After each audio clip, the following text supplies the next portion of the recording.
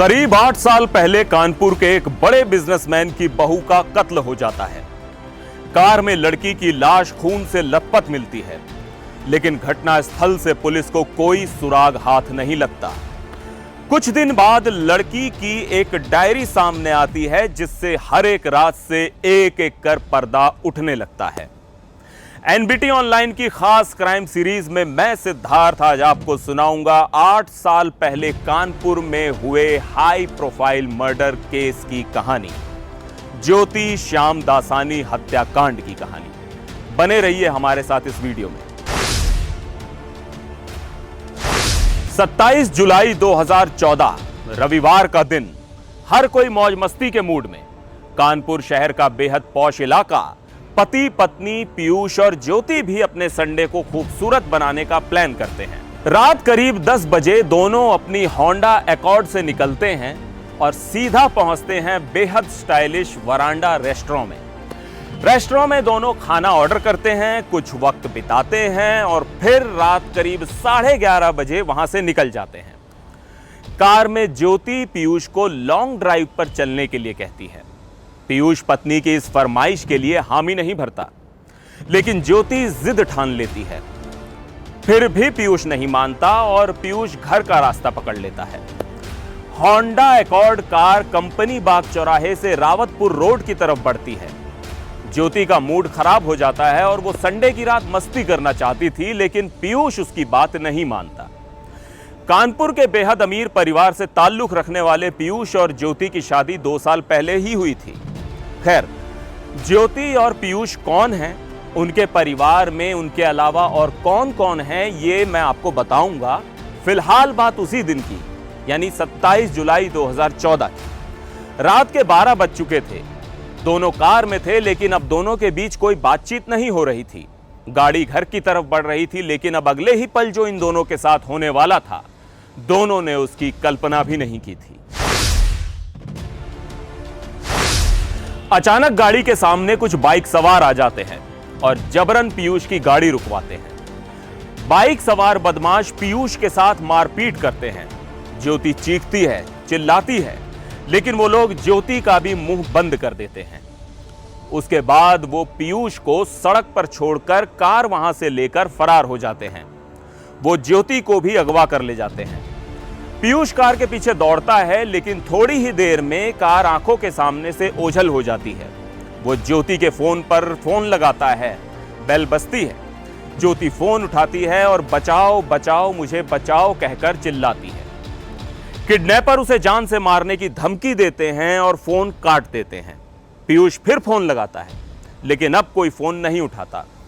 पीयूष रोता है, पागलों की तरह इधर उधर मदद के लिए दौड़ता है, लेकिन कोई उसकी मदद नहीं करता। काफी देर बाद एक बाइक सवार उसकी मदद करता है। पीयूष बाइक सवार को रावतपुर पुलिस स्टेशन चलने के लिए कहता है।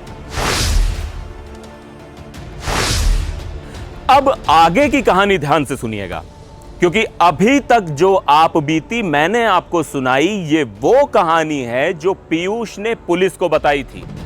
ये एक एक शब्द पीयूष के हैं। पुलिस के सामने रो रो कर वो अपना ये बयान दे रहा था और उसने बताया कि कैसे उसकी पत्नी का उसके सामने ही अपहरण कर लिया गया। इसी दौरान एक फोन बजता है। इस फोन से पता चलता है कि पीयूष की होंडा एकॉर्ड कार मिल गई है, लेकिन कार के अंदर ज्योति की लाश भी मिली है। पुलिस मौके पर पहुंची। ज्योति का जिस्म खून से सना हुआ था। ऐसा लग रहा था जैसे धारदार हथियार से उसके शरीर पर कई वार किए गए हों। ज्योति का कत्ल बड़ी ही बेरहमी से किया गया था। ज्योति की बॉडी पोस्टमार्टम के लिए भेजी गई। यह खबर पूरे कानपुर में आग की तरह फैल गई। जैसा कि मैंने शुरू में बताया था कि पीयूष कानपुर के एक बड़े बिजनेस घराने से ताल्लुक रखता है। पीयूष ओम प्रकाश श्याम दासानी, जो कानपुर के गिने चुने बड़े कारोबारियों में शुमार होते हैं, उनका छोटा बेटा है। 2012 में पीयूष की शादी ज्योति से हुई थी। ज्योति भी बिजनेस घराने से ही थी। ज्योति के पिता जबलपुर में प्लास्टिक का बिजनेस करते हैं। अब जबकि ज्योति की मौत हो गई है, तो यह खबर पूरे कानपुर शहर के लिए चर्चा का विषय बन जाती है। अरबपति बिजनेसमैन की बहू का कत्ल, यह खबर सबका ध्यान अपनी ओर खींचती है। मामला बड़े खानदान से था तो पुलिस भी और ज्यादा सतर्क थी। तमाम बड़े ऑफिसर मामले पर अपनी नजर रखे हुए थे। ये एक कोल्ड ब्लडेड मर्डर था, ये तो साफ था, लेकिन ये किसने और क्यों किया ये अब तक साफ नहीं था। पोस्टमार्टम के दौरान पीयूष भी अपने परिवार के साथ हॉस्पिटल पहुंचता है। ज्योति के परिवार वाले भी जबलपुर से कानपुर आ जाते हैं। पुलिस जल्द से जल्द इस मामले को सुलझाना चाहती थी, लेकिन कैसे? सिर्फ पीयूष के बयान के अलावा उनके पास और कुछ नहीं था। कार में भी कोई सबूत नहीं मिलते। मामला बेहद पेचीदा होता जा रहा था। बहरहाल अस्पताल में पीयूष को देख पुलिस को थोड़ी हैरानी होती है।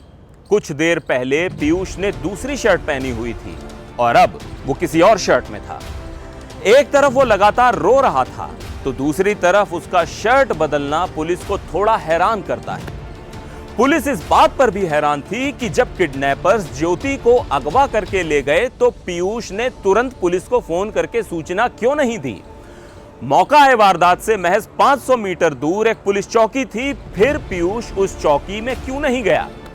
आखिर ऐसा क्या हुआ कि पीयूष ज्योति के अगवा होने के 1 घंटे बाद पुलिस के पास पहुंचा?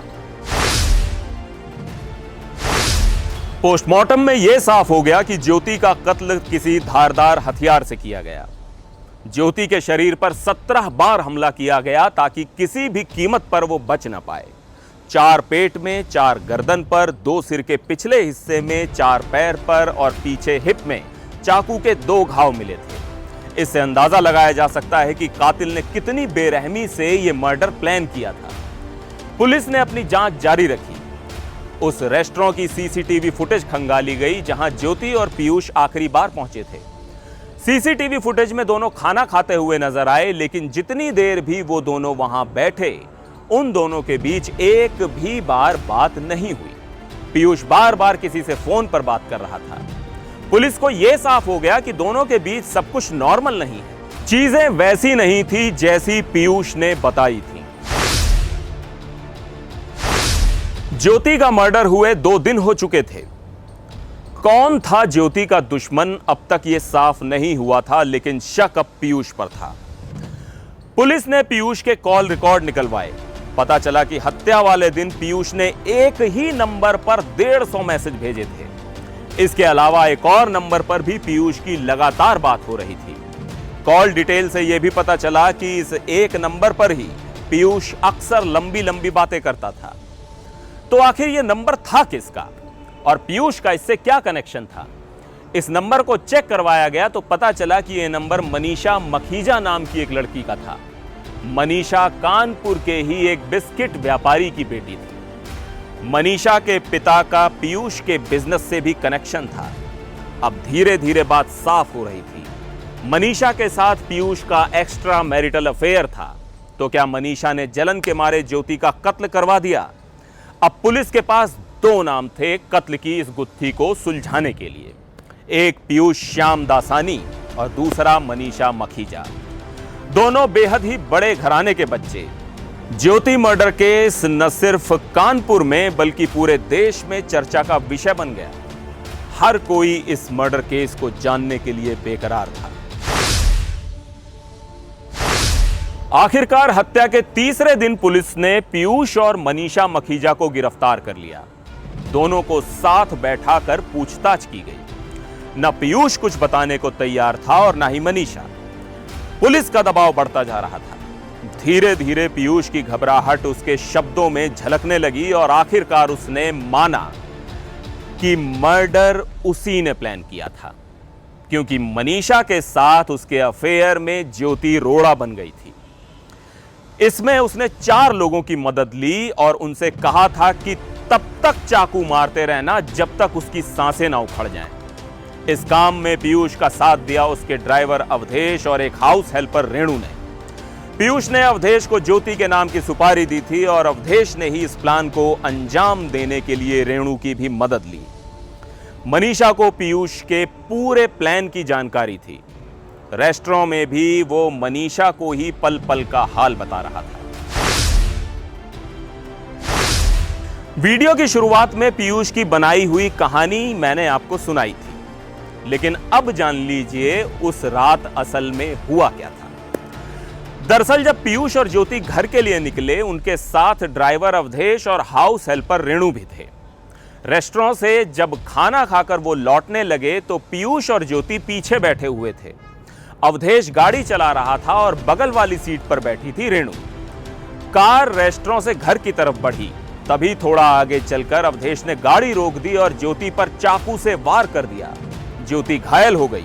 उसके बाद वो एक के बाद एक तब तक वार करता रहा जब तक ज्योति की मौत नहीं हो गई, और फिर ज्योति की लाश को कार में ही छोड़कर तीनों फरार हो गए। इसके बाद जो कहानी पीयूष ने बनाई वो तो आप सुन ही चुके हैं। 4 दिन में ही कानपुर के हाई प्रोफाइल मर्डर केस को पुलिस सुलझा चुकी थी। पीयूष, मनीषा, अवधेश और रेणु को गिरफ्तार कर लिया गया। हर कोई हैरान था। जांच के दौरान पुलिस को ज्योति की एक डायरी भी मिली, जिसमें ज्योति ने कई जगह यह जिक्र किया था कि पीयूष और उसके बीच रिश्ते शादी के दिन से ही अच्छे नहीं थे। ज्योति को पीयूष के एक्स्ट्रा मैरिटल अफेयर का भी पता था और उसने पीयूष के माता पिता से भी इस बारे में बात की थी, लेकिन कुछ हुआ नहीं। किसी ने यह नहीं सोचा था कि पीयूष दूसरी औरत के प्यार में अंधा होकर इतना बड़ा कदम उठा लेगा। ज्योति हत्याकांड में मुख्य आरोपी ज्योति का पति पीयूष श्याम दासानी 6 साल बाद नवंबर 2020 में जेल से बाहर आ गया। हाईकोर्ट से पीयूष को जमानत मिल गई। हालांकि हाईकोर्ट के आदेश के खिलाफ ज्योति के पिता की ओर से सुप्रीम कोर्ट में अर्जी दी गई थी, लेकिन वो नामंजूर हो गई। ज्योति हत्याकांड मामले में फैसले में देरी के चलते सुप्रीम कोर्ट ने 7 जुलाई 2021 को अपर सत्र न्यायालय को आदेश देते हुए 4 महीने में मुकदमा निस्तारित करने को कहा था। 4 माह में मुकदमा निस्तारित नहीं हुआ तो अपर सत्र न्यायालय ने समय सीमा बढ़ाने की मांग की। इस पर लगातार 2 बार 7 जनवरी 2022 और 17 मई 2022 को 3-3 महीने का समय दिया गया। इसके बाद 21 जुलाई को अपर सत्र न्यायालय ने समय बढ़ाने के लिए फिर से सुप्रीम कोर्ट को एक पत्र भेजा।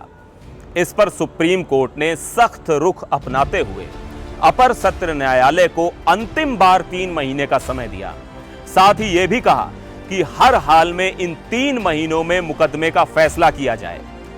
देखना होगा इस मामले में आरोपियों को अब क्या सजा मिलती है। आज के लिए बस इतना ही। फिर लौटूंगा क्राइम से जुड़ी कोई और कहानी लेकर। तब तक के लिए नमस्कार।